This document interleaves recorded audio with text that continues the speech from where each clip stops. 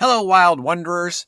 For the second October episode, I wanted to stick with a Halloween theme. So today, I want to talk about some critters that may best be described as creepy crawlies. Arthropods that are maybe not explicitly associated with Halloween, but are still often depicted as, well, supporting characters, Halloween adjacent, scurrying past in a cave or an abandoned house, or even through the empty eye socket of a human skull.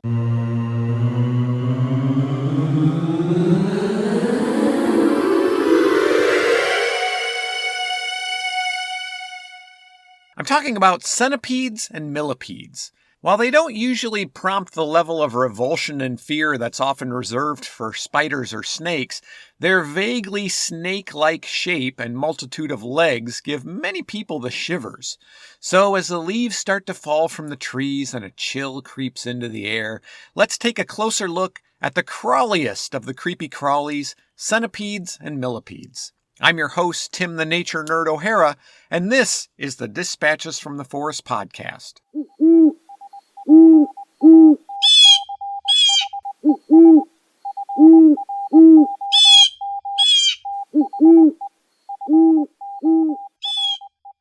So as I often do, let's first talk about the difference between centipedes and millipedes. We all know that centipedes have 100 legs and millipedes have 1,000,000, right? Well, not quite. The words centipede and millipede come from the Latin words centi, meaning 100, and milli, meaning 1,000, plus pedis, which means foot. But centipedes don't actually have 100 feet, at least not exactly. When fully developed, the number of legs can range anywhere from 30 to 382, depending on the species. So fun fact, centipedes always have an odd number of body segments and therefore an odd number of leg pairs. So it's actually mathematically impossible for them to have exactly 100 legs. And most millipedes have much less than 1,000, although one species has a whopping 1,306. The main difference between centipedes and millipedes is that centipedes have one pair of legs per body segment attached at the side, and millipedes have two pairs of legs per body segment attached underneath. Now, there are other differences between centipedes and millipedes, of course, but the number of legs per body segment is the easiest way to distinguish between the two. That said, the two are basically cousins and belong to the same scientific subphylum of Myriapoda, which again literally translates as 10,000 feet. There are around 16,000 species that belong to Myriapoda, and well, they all have a lot of feet. Now, centipedes and millipedes have both been around for a very, very long time. The fossil record of centipedes goes back about 430 million years. Centipedes are believed to be the first group to branch off from the last common ancestor of all the myriapods. Centipedes were one of the first terrestrial animals and one of the first to fill a fundamental niche as a ground-level generalist predator in detrital food webs. Currently, there is about 3,000 species of centipedes that have been described worldwide, but it's estimated that there's about 8,000 in total. But I have to admit that I've never understood how we can know what we don't know, you know? Anyways, centipedes have a wide geographical range and are adapted to a wide variety of habitats, from tropical rainforests to deserts. They can even be found above the Arctic Circle. But within these habitats, centipedes require moist microhabitats because, unlike arachnids or insects, they are much more prone to drying out. Because of that, they're usually found under leaf litter, logs or rocks, in loose soil, rotting wood, and in caves. It's also why they show up in your bathroom and in damp basements. Now, many species of centipede lack eyes, but others have a variable number of simple eyes which can be clustered together to form compound eyes, just like you'd find in insects. But these eyes are only capable of discerning light and dark. They don't have true vision.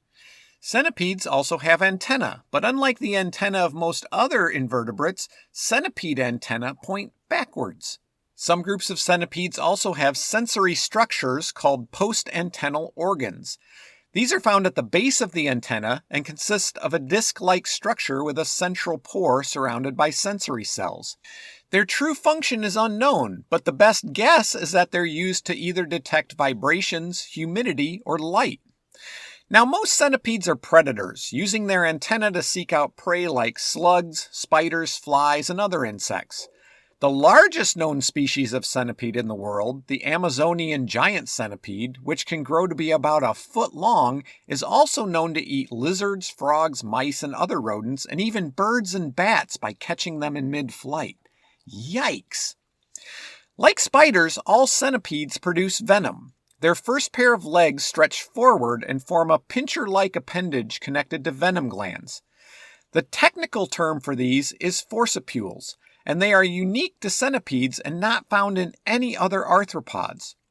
Forcipules are not true mouthparts, so technically centipedes don't bite, they sting. But the forcipules are used in capturing and holding prey and, of course, injecting venom. Generally speaking, centipede venom is not medically significant to humans. Smaller species of centipedes can't even break the skin. With larger species, much like a bee sting, a centipede sting can be painful and result in swelling. In rare cases, anaphylactic shock or other complications can happen. On a side note, in China, larger species of centipedes are skewered, then grilled or deep fried and sold by street vendors. As a treat, I guess? Seems more like a trick if you ask me. Centipede kebab. As predators, centipedes are adapted to moving quickly. Behind the head, the body consists of 15 or more segments. Most of these segments bear a single pair of legs, with the forcipules projecting forward from the first body segment, and the last two segments being small and legless. Each pair of legs is slightly longer than the pair immediately in front of it. That way they don't overlap, which reduces the chance that they get tangled up with each other when they're moving quickly. In some cases, the last pair of legs might be twice as long as the first pair. In some species, the last pair of legs has a sensory function very much like the post-antennal organs.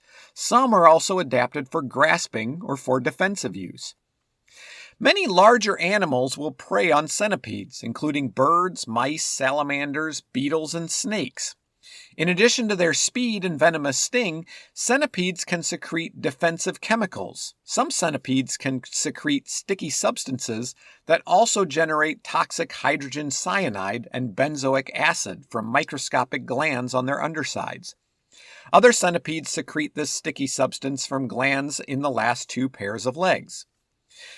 Now, centipede species fall into 5 scientific orders. I'm not going to get into the specifics of each order, and I doubt that I can correctly pronounce the names of any of these orders. But the reason I'm telling you this is because in 2 of these orders, females lay single eggs, camouflage them in soil, and then abandon them. In the other 3 orders, females lay anywhere between 3 and 86 eggs, usually in the hollow of a rotting log. The mother centipede will then curl around the egg cluster in early hatchlings.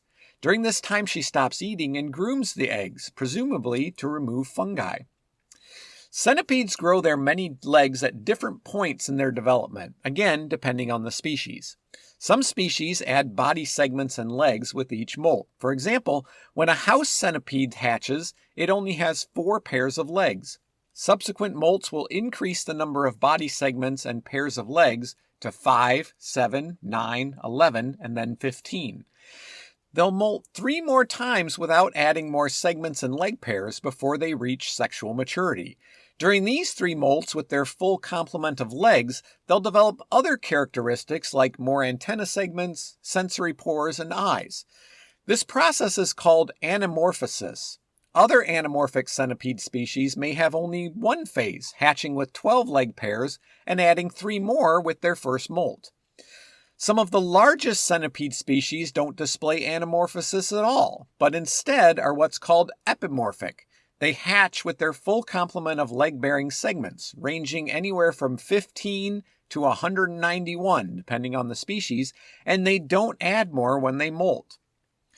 The most common species of centipede you're likely to encounter living in North America is the house centipede. House centipedes are yellowish-gray and grow to be about 1 inch or 1.5 inches long, and usually have 15 pairs of legs. House centipedes are surprisingly fast, reaching speeds of 1.3 feet per second, which, okay, that's less than a mile an hour when you convert it, and it doesn't sound that impressive when you say it that way. But for a 1-inch long arthropod zipping across your bathroom floor, that's pretty quick. Both the antenna of the house centipede and the last pair of legs are very long, longer than the body. In fact, the antenna and the last pair of legs look almost identical, so if you see a resting house centipede, it's hard to tell which end is which. This is actually a defense mechanism called automimicry that gives the centipede a better chance of escaping a predator. Like other centipedes, house centipedes prefer cool, damp places. Outside, they can be found under large rocks, piles of wood or leaves, and especially they like compost piles. In the house, they're usually found in dark or dimly lit areas like basements and garages, or in bathrooms because of the humidity. They're most often found indoors in the spring when they emerge due to warmer weather, and again in the fall when cooler temperatures trigger them to seek shelter from the cold. But they're not necessarily bad to have in your house. House centipedes eat spiders, bedbugs, termites, cockroaches, silverfish, ants, and other household arthropods. They're not aggressive, and they'll usually flee when disturbed. Sting attempts are rare unless the centipede is cornered or aggressively handled, and even then its small forcipules have difficulty penetrating the skin, so even successful stings produce only mild, localized pain and swelling, kind of like a bee sting. The largest centipede in North America is the giant desert centipede. This centipede is found in northern Mexico and the southwestern United States, from New Mexico and Arizona in the west to Arkansas, Missouri, and Louisiana in the east. Now, it's called a giant desert centipede because of its presence in the Sonoran and Chihuahuan deserts and other arid and semi-arid habitats, but it's also found in rocky woodland areas like Arkansas. It remains underground on warm days and often emerges in cloudy weather. So now you know how it got desert in its name, but what about giant? How giant is it? Well, the giant desert centipede averages about 6.5 inches long and has been known to reach 8 inches in the wild and even longer in captivity. For a centipede, I'd say that's pretty giant. They have either 21 or 23 pairs of legs, and they're one of the epimorphic species. They hatch with their full complement of legs, and they can live to be over 10 years old. Giant desert centipedes are generally nocturnal, emerging when the temperature is cooler, and hunt both invertebrates and small vertebrates, including rodents, reptiles, and amphibians. They're also capable of reaching into the air to grab small flying insects. A sting from a giant desert centipede usually causes sharp, searing local pain and swelling, but has never caused any confirmed deaths. With 12,000 named species divided into 16 orders and 140 families, millipedes, or scientifically Diplopoda, are the largest group of myriapods. But like centipedes, estimates of the true number of millipede species ranges from 15,000 to 80,000. Not many species of millipede are widespread. It turns out they're not very good at dispersing since they're relatively slow and depend on humid habitats. These limitations result in genetic isolation and rapid genetic diversification or speciation, so many distinct species, but each one with a very limited range. Compared to their fast-moving predatory centipede cousins, millipedes are slow-moving detritivores. They eat decaying plant matter and fungi, although a small number are predators like their cousins. Because of their tendency to eat emerging seedlings, they can be considered a pest in the garden. Like centipedes, millipedes were some of the first known land animals. Some prehistoric millipedes grew to be over 6.5 feet long and 1.5 feet wide. That's a big millipede. The largest modern species of millipede, the giant African millipede, can get up to 15 inches. Sure, it's no 6.5 feet, but that's still a pretty big millipede. On the other end of the spectrum, the smallest millipedes are only about 1/16 of an inch long. Millipedes can have as few as 11 segments up to over 300 segments. When threatened, a millipede's primary defense is to curl up into a coil, using its hard exoskeleton to protect its legs and other vital areas. Most millipedes can also defend themselves by secreting a variety of chemicals from pores called ozophores along their body. Some of these defensive compounds have antifungal properties, useful for a critter that lives in moist, humid environments. Some of these substances are caustic and can actually burn the exoskeletons of ants and other insect predators and the skin and eyes of larger predators. Now here's something I find really fascinating. Primates like capuchin monkeys and lemurs have been observed intentionally irritating millipedes and then rubbing those chemicals on themselves to repel mosquitoes. And hornbills have been observed using crushed millipedes to line their cavity nests in trees, probably to avoid mites and other infestations. How cool is that? In some species, the chemicals that are produced are poisonous. For example, Sierra luminous millipedes, which are endemic to certain mountain ranges in California, actually produce cyanide. Interestingly, they're also blind and, as their name suggests, they glow brightly. In fact, they're one of the few known species of millipede that display bioluminescence. Now, you would think that a glowing millipede would live in caves, but they actually don't. They're found in live oak and giant sequoia forests and meadows. These millipedes are nocturnal, and their bright glow seems to serve as a warning to nocturnal mammalian predators that eating them may result in becoming an ex-mammalian predator. The head of the millipede is typically rounded above and flattened below, with a pair of large mandibles in front of a plate-like structure called a jaw lip. Now, there's a scientific name for this structure that I'm not even going to attempt to try and pronounce. The head also contains a single pair of antennae with 7 or 8 segments and a group of sensory cones at the tip. Many millipedes also have post-antennal organs like centipedes. Millipede eyes, if they even have them, consist of several simple eyes arranged in a group or a patch on the side of the head. Although 7 out of the 16 scientific orders of millipedes have no eyes at all, and only 2 of those orders are cave-dwelling. Millipede bodies can be flat or cylindrical and are composed of numerous segments, each with an exoskeleton made up of 4 chitinous plates, a single plate on top, 1 at each side, and a plate on the underside where the legs attach. The plates are typically impregnated with calcium salts, which makes them hard. Like centipedes, they can't regulate their water loss, so most species need to stay humid to survive. The first segment behind the head is legless and known as a column, Latin for collar. The second, third, and fourth segments have only a single pair of legs each and are known as haplosegments.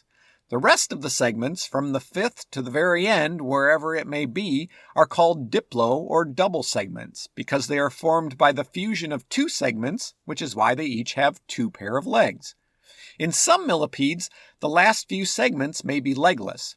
The final segment is called the telson and is, well, it's the millipede's butt. Common species of millipede have between 34 and 400 legs. Now, despite its name, no millipede was known to have more than 1,000 legs until 2020, when the E. Persephone millipede was discovered in Western Australia.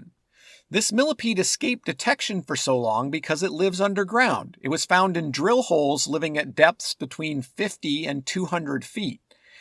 Now, it's relatively long, over 3.5 inches, but thin, just 4/100ths of an inch in diameter.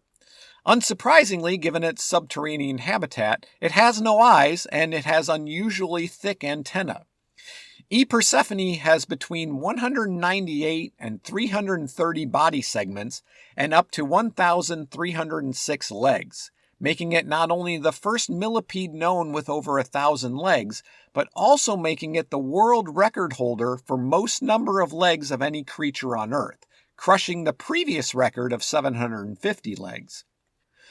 Female millipedes lay between 10 and 300 eggs at a time, depending on the species. Some will deposit their eggs in damp soil or organic detritus, but some build nests lined with dried feces and may protect the eggs with silk cocoons. In most species, the female will abandon the eggs after they're laid, but some will actually provide parental care for the eggs and the young. Eggs hatch in just a few weeks and typically have 3 pairs of legs followed by up to 4 legless segments. They're anamorphic, adding legs and segments with each molt until they reach their full complement of legs. Some will actually continue to molt after reaching full maturity, even though they don't add segments, and most species will eat the discarded exoskeleton after they molt. The lifespan of a millipede ranges between 1 and 10 years, depending on the species. Okay, so now it's time for my favorite millipede. My favorite millipede is the American giant millipede, also known as the iron worm. This millipede is the largest in North America, and although it falls well short of the 15-inch length of the African giant millipede, it can still grow to be about 4 inches long. They can be found from the East Coast, west as far as east central Texas. Why are they my favorite? Well, the first one I ever saw was near Shreveport, Louisiana, but I found them pretty regularly when we lived in Omaha, Nebraska. When I was working at Fontenelle Forest Nature Center, I even had 2 that I kept in a terrarium so that I could use them for educational programs. Like other millipedes, American giant millipedes will curl up when threatened, but they can also secrete an irritating brown, foul-smelling liquid. While I never had this happen to me when handling these millipedes, I did see it happen to a young child who grabbed one.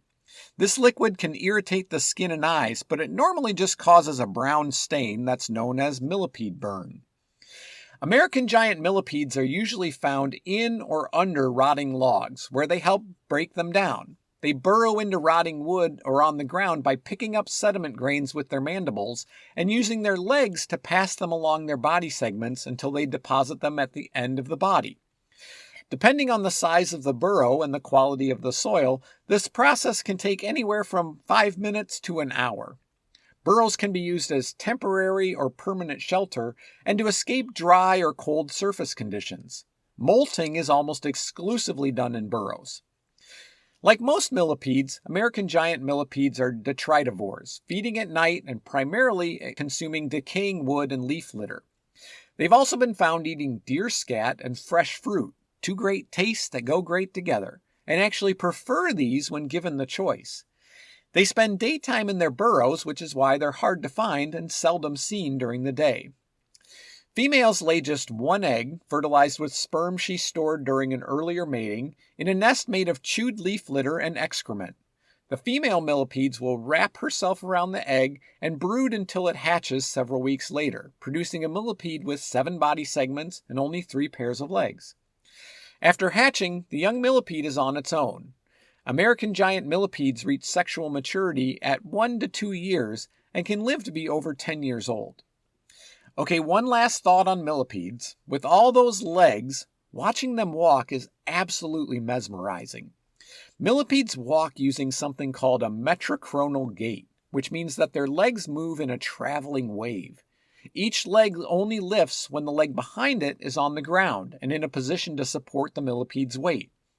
The wave starts from the back as the hind leg lifts and is transferred forward as each leg lifts in turn. Watching it is very relaxing. And that's where we'll end this creepy crawly episode. Thank you as always for listening. Don't forget to leave a like and subscribe. If you like what I'm doing and you want to help support future episodes of the podcast, please consider becoming a patron. You can do that at patreon.com/Dispatches from the Forest. You can also follow Dispatches from the Forest on Facebook, Instagram, and TikTok. Questions, comments, or suggestions for future episodes can be sent to me by email at dispatchesfromtheforest@gmail.com. I'm your host, Tim the Nature Nerd O'Hara, reminding you to go outside and get dirty.